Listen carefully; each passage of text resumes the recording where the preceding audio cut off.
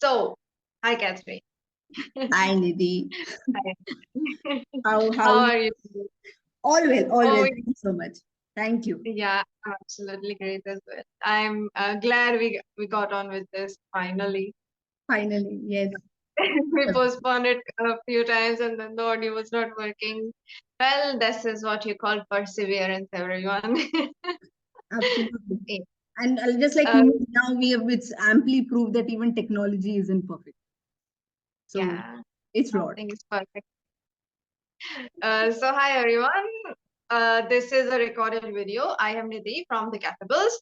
We are doing Convince Me to Read the Book series with Katherine Abraham, and she's our second author on the series. And we would love to know more about you, Catherine. So please introduce us to yourself and your book. Thank you for having me on the Cafe Bills, Nidhi. It's an absolute delight to be here and rather privileged also. So yes, as I was mentioning before, so this is my book. Every sunset has a story. Okay, I hope it is visible. This Yeah. is a book that is actually second in a series, which is the Indo-Pak series. Now, generally, we look at books from different perspectives. We look at the storyline, we look at narratives, we look at characters, and so on and so forth. In my case, the reason why I have written this book is primarily to reintroduce Indians and Pakistanis to each other as just human beings, as just people from a different country. Just as you would meet someone from America or Europe or Australia, just to meet them in that kind of a sense. To talk about the story itself, so that's a background reason that I wanted to do that. That's because in many ways I have a couple of friends across the border, and they've been friends for very long. So they inspired me. I said, these are people who are just like us, normal human beings. They really don't have anything to do with the politics or the diplomacy of the countries, but they can definitely initiate dialogues. I think citizen dialogues are very important. So writing this book was in my own way initiating that dialogue. To just tell you that, to tell every reader that there are good people everywhere, and then there are bad people. And we can't do much about it. But what we can do is to hang on to the good in everybody and the good in every society. So, having said that, this is the background. What is the story plot all about? The book is about two journalists who meet at an international convention. Uh, Two things add up, and then, of course, they are thrown into this adventure where they are actually setting off to find a Jain statue. And just for the readers to know that this Jain statue actually exists. Somewhere it actually exists. So I happened to read a little bit about it on the internet, and it kind of clicked to me that there are certain things, especially when it comes to India and Pakistan, especially when we talk about undivided India. There is always this idea of history being shared and heritage being shared, and this particular statue has been lost somewhere in the deserts. To the Gujarat side, that is the Pakistani side of Gujarat, that is the Kutch region. So Right. when you look at it, when you look at Mithi is this very tiny town where this entire plot is set. And if you just Google search Mithi Tharparkar area, it's just like one of your villages in India where it's I dusty and am from Kutch actually. oh lovely, beautiful. So I am based from there. Yeah, beautiful. and yeah, So you know about it, and it's yeah, just so beautiful that apart from everything else, we have a shared geography, apart from a shared history to yeah. very many degrees. So I wanted to go forward and highlight that. So this book is also in a way a visual walkthrough through the Indian side to the Pakistani side. The readers would be delighted to know that there are a lot of Jain temples that are ruins over there, but they've been maintained the way they are. I mean, it's just lying there, and I find that really heartbreaking because I'm sure there are a lot of people who want to actually go visit those places. They're unable to. So maybe through this book, they'll at least read about it, know more about it. So this book is more of a visual walkthrough through these places. And of course, finally, the book is also about emotions. And I think for the most part, when I use the word romance, I don't use it, in the more physical, sexual way that a lot of writers today use it. I prefer the more sensual, the more emotional romance that you would see within people. So it's a very emotional book. All of my books actually, they dwell on emotions between people that actually manifests a lot of reality, because people connect on an emotional basis first before they can go Yeah. ahead. So I love to explore emotions in different people. So that's what all this book is all about. So I hope that answers that.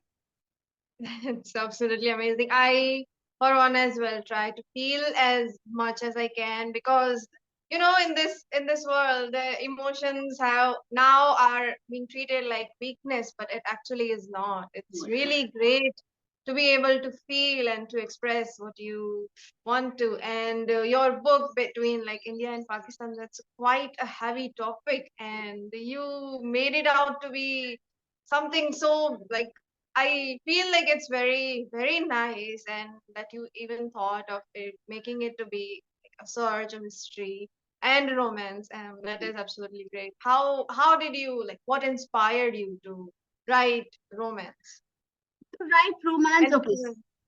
Yeah, so to answer that part, I think, for the most part, growing up, I had a lot of books at home. Okay, so I grew up reading before anything else. Books were my best friend. They still are my best friends. I had very few friends because my mom was a little overprotective, even with me as a child. And I was an only child, so I didn't have any siblings to really turn to. So, when you're upset and you're a little child, or when you are, just bored, you need something to go to. And books were my go to. They were my friends, my sources of inspiration, and everything else. Growing up, of course, what I saw was people. Whenever I used to read, I used to actually connect with every book, and I saw that connection. That after a while, authors, writers became predictable. So if you read the first two or first three in a particular series, you pretty much knew maybe the first half would be a little unpredictable, but then the end was always predictable. So that became my first really source of inspiration, where I said that if I ever wrote, I would want every single book of mine to be different from the other. And that's what I really aim at. I don't mind taking my time, but I will definitely make those books unpredictable. So that was my first source of inspiration. Another source, like as far as authors were concerned, I used to read extensively, because like I said, I didn't have friends, too many friends to look up to. But most of my school hours also were gone reading. So if I had a lunch break, or if I had a zero period, I would just go off to the library. And we had a very, very nice librarian who knew my penchant for reading, and he would make sure that I was always kept occupied, in that sense, in a very positive sense. So I read a lot of Barbara Cartland. Barbara Cartland happens to be my source of inspiration. But apart from her, the one author that I really credit myself as a romantic author is Rita Stevens. Not many people would know about her, because she is, an author who probably existed again, like Cartland, somewhere in the 60s and 70s. And so, a lot of people now won't even look at the print. Yeah, I doubt you'd get a print of the book. So the book was called Tame the Wild Heart, and it was set during the American Civil War and all of these things. There's different civil wars happening, and then there was how they come together, how they hate each other, how she hates him, and there was a lot of emotions that were manifested through that book. Very, very real human emotions. And I said, this is what actual romance is about. Romance is about people feeling very deeply about another human being. And I wanted that my books would also go forward and share that with the world. So I wanted to be a little different from the others. And I went ahead and did exactly that. That's absolutely great, Catherine. And yeah, it is true that all the authors that you have read so far, everything that you reading is something that you do, and it just stays with you forever and ever. Even if friends, even if people do not, even if they fade away like memories, but books, they become a part of you in some way or the Absolutely. other. And to be able to get it all out in words is not it's like extraordinary for me. Actually, it's really great that you wrote it in a way, and all of your inspirations, I am uh, very like I cannot explain it, but it's amazing to hear all of this, Thank really. you. So You have been talking about authors, right? So, what was something as an author that being an author that impacted your life in a very drastic way about being an author? Okay, so being a writer, I think, broadens perspectives. Actually, what Hmm. happens is when we read, the one thing about reading is that you are looking at it from someone else's standpoint. I mean, you're reading somebody else's standpoint on a particular issue. So whether that Right. is a romance, whether that's a relationship, a breakup, whether it's a parent-child relationship, it's all very it's a very disconnected feel because you are trying your best to connect with the author at that time. What was the Hmm. author really thinking about when he wrote that particular sentence? Like I used to, of course, connect that. Now, having said that, when I start to write, what I generally look at is how can a reader come back to my book. I always like people to come back to my book and get something, a little extra takeaway from that. So when I wrote my first, that was yesterday once more, I made sure that the book was made free for all.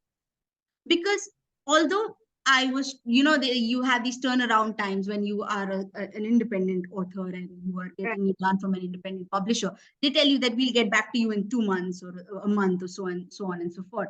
Now, I was amazed by the fact that they got back to me in 24 hours saying that my book was ready to go. They were very happy with Hmm. the book, and all that I had to do was tell them what the pricing would be. And I said, no, I don't want anything for the book because my primary aim is for people to understand who I am as a writer. I first need to know whether I actually have a market out there because we are having a very different market when it comes to romance. Now, I have a lot of friends of mine who, when you say that, oh, you've written a romance, oh, I'm not into romances. First thing that comes to their mind is, oh, no, I'm not into romances. Why? Because the idea of romances is pretty, boxed up. It's like this Very one, crazy. yeah, Yeah. they don't want to connect with it. Now, Yeah. I said, before I can go ahead, let me make the book free for all. And I was Hmm. very honored, privileged that as a young writer, I really got a good feedback for that particular book, which was yesterday once. And that led, of course, to my writing Silenced While Up, which was the first in the Indo-Pak series. Now, because I am more of an, I don't consider myself as a traditional romantic writer. What happens is I am looking at emotions, which means I have to do a hell of a lot of research before I can actually start writing. So, writing made me a very good researcher. And when I say researcher, I'm not just saying that I was reading books on books to find out how emotions were described. I was actually looking at people, I was studying people to a point that now when I see people and when I actually am sitting in front of them, I can tell you whether they're comfortable with me or not. It just came out naturally because Right. I was just doing that over and over again. It made me a very good observer. It impacted my life in many, many ways because I became excellent at observing the tiniest, finest details that everyone else would otherwise, just not consider. Whether that was something like one of the things, like as a teacher, I've also been a teacher for almost a decade and more. What I used to tell students of mine is, if they used to come to me and they're like, and I don't like giving homework, I love doing stuff in class, so the children know that I'm not going to give them too much of work. So sometimes one or child would come and say, ma'am, I want to go ahead and write better, what do I do? And the one thing I always tell students is, choose a path, walk the same path for 7 days. Same path, from the same starting point to the same ending point. Walk it 7 days and Right. observe 7 new things about that path. Hmm.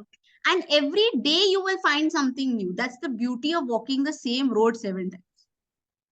Anybody can Oh, try that's it. a very Yes, amazing perspective. Yeah, true. anybody can try it. You can try it even from Anybody. your home, even if you are staying in a Yeah. building in a society that has no garden. Forget the garden. From where you are right now to going to the main road, just try walking down that road and you see multiple different things every single day. But here's what It's happens. very easy to overlook. Yeah. So what happens is we look at the same road every day and like, oh, what's the big deal? We were walking the same road Yeah, every day. true, But true. I'll give that credit completely to my mother, my late mother, because Mm, when I was a child, I just, just to take it a little detour on how I became the way I am, is my mom used to take me, my school was about 10 minutes from where I used to stay. right. So we used to go walking. Okay. Mm, Now, after a while, because obviously English has been my first language ever since I began to babble, I really could not get a hold on Marathi. Marathi was an important mm, subject for us because without it you couldn't clear the class. And I did not understand because I just didn't know the script properly. I could not read properly. So what mom used to do is she used to take me while walking. She used to make me read those huge billboards. My mother's a practical teacher. She used to make me read those billboards. Now, some of the words were very long and some of the words are very short.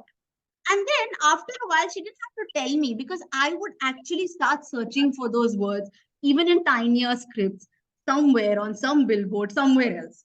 And I would ask her, Mama, is that the right word? And then she would tell me, okay, the pronunciation is right or wrong. It started yeah, small as, when I was probably 6 or 7. And then it has continued to make me a better observer of things over time. So I think the clearest, the biggest impact of who I am as an author or how writing has impacted me is it has made me very good with my research. It's made me an excellent observer.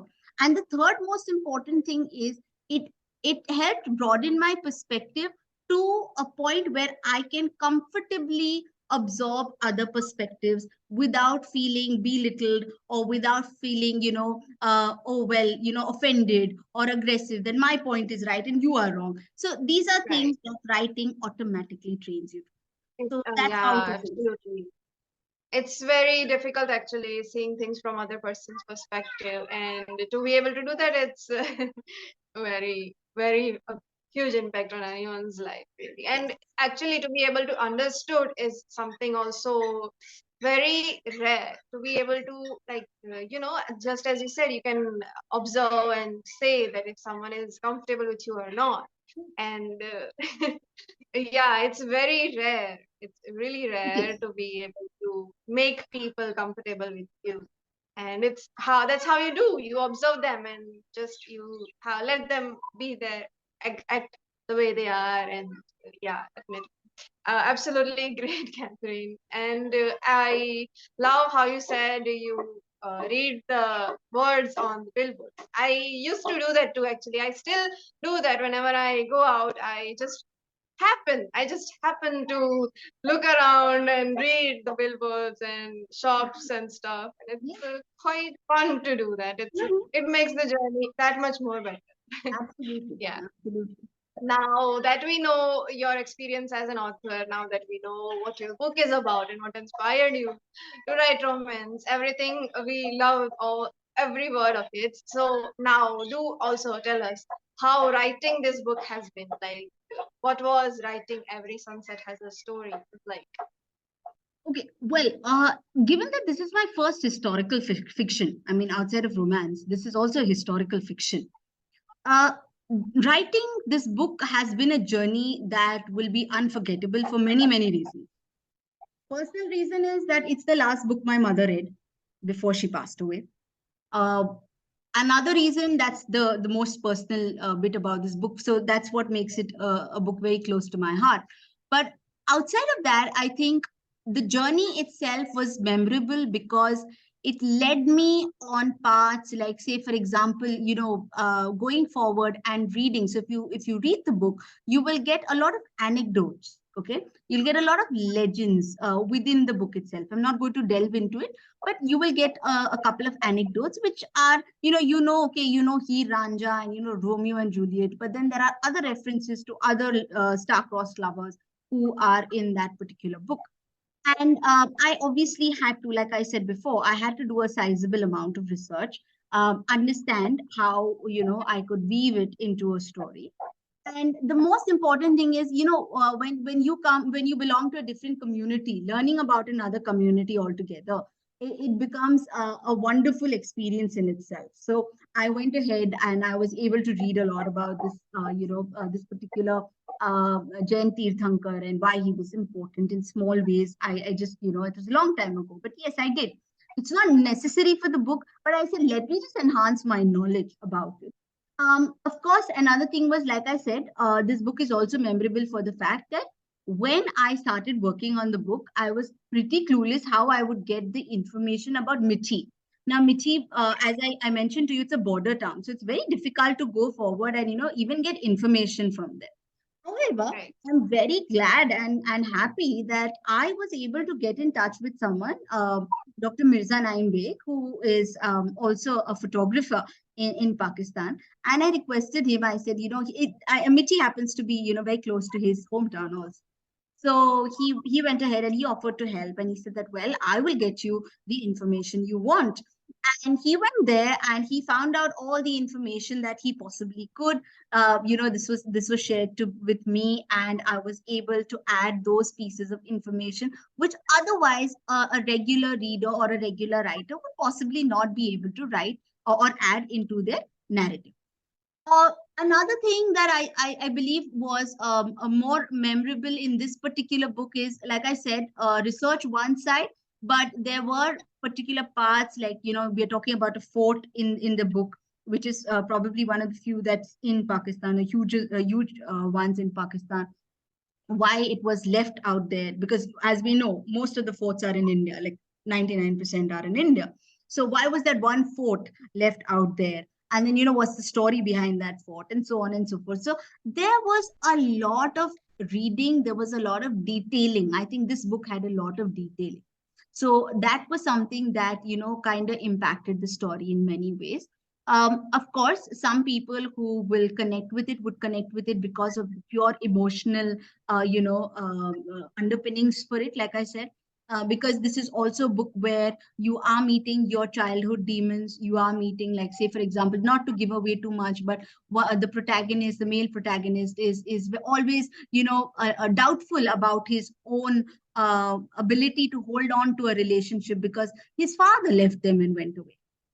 So there is that. So what I wanted to highlight through that particular incident, or that little bit, was that people hold on to, they cling on to fears, inhibitions, because they have a past, and that past may not be always shareable. I mean, it could be between a husband and wife, but they're still not very comfortable sharing that part of their life.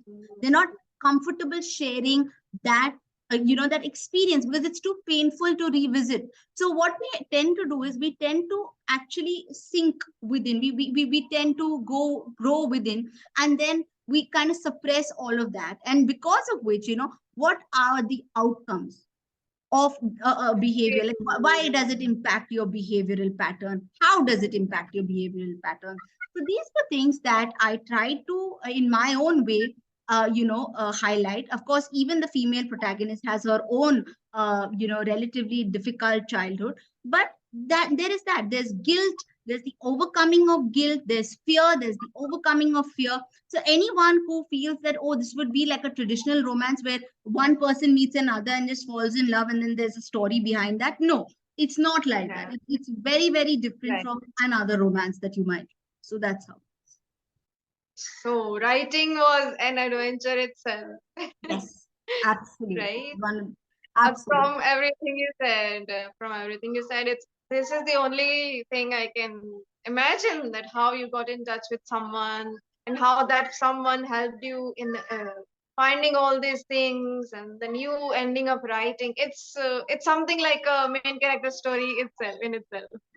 And it's absolutely great actually to have been able to interview you today, and to be able to hear all these things, because we as readers know quite a little about authors, and to be able to know all of those things, how you say that you got to becoming a good researcher, a good observer, and yeah, it's really, really, really great to hear all this. Yes, and one thing that So I absolutely forgot was to also say that I also turned out to be a moderately good photographer also, because oh I like to go forward and see places for myself. And sometimes when I go yeah, see them, I tend to connect with photographer friends. So if you look at this particular, I don't know if this yeah. particular photograph is Image. also sent to me by a friend in he actually is based out of the Gulf, but he's also a Yeah, Pakistani, and he took this off when he went off on a holiday to Karachi. And that was a picture that he had taken out from there, and I just happened to see it, and I was like, okay, well, that's going to be. So I think any reader who wants to become a writer, the first thing is also have a keen eye for detail when it comes to your book covers. Don't just leave it to someone else to do the work, because they cannot emote with your work, they cannot connect with your work the way you can connect with your work. So that's one yeah, last point that I'll definitely add. yeah. As you said, photography, right? So also, Catherine's Instagram page name is AI Catherine Photography. Yeah. Absolutely great, Catherine. It was really nice hearing all those things. And just a yes or no question: Sure. is the story in any chance, by any in any way, based on like real people, real characters, or Yes and no. that was quite the answer. Okay, that is the cliffhanger that we will be leaving you on, everyone. Yes or no? Go read and find out if, by any chance, if you think that the story is based on real people, or is it? Uh, it's okay. It's really tempting now since you said that yes and no. Absolutely. Very smart answer, Catherine. Very, very. Yeah. Now I think my background is getting quite noisy since there are a few kids running around playing. There is actually a garden right beside me. Oh, lovely. So Lucky you. yeah, Lucky you. yeah. But thank you. Yeah, Catherine. Yeah, sorry. Go ahead. Yeah, thank you so much, Nidhi. I mean, this is an opportunity to Yeah, share with just one thing before you can call it a day, is that just to tell my Indian we're not viewers. Uh, just yet. yeah, so Yeah. no, just one thing I wanted to add out here was that the book is currently available across US, okay, for now, because Mhm. this is the US edition, and it will be Yeah. available. We're trying our best to make it available in Indian stores by or before the end of this year. So it should be in the Indian markets also very, very soon. But nonetheless, we're trying to get out at least the Kindle editions before we can, go forward and get the prints. So that's something I wanted to add for you.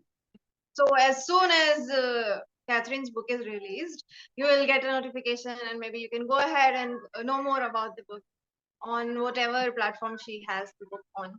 Now, for our Yeah. last thing in this video, so it's something that I have not shared with you, and we did this in the last live as well. So Mm-hmm. there is this book, there is this journal called My Little Book of Affirmations.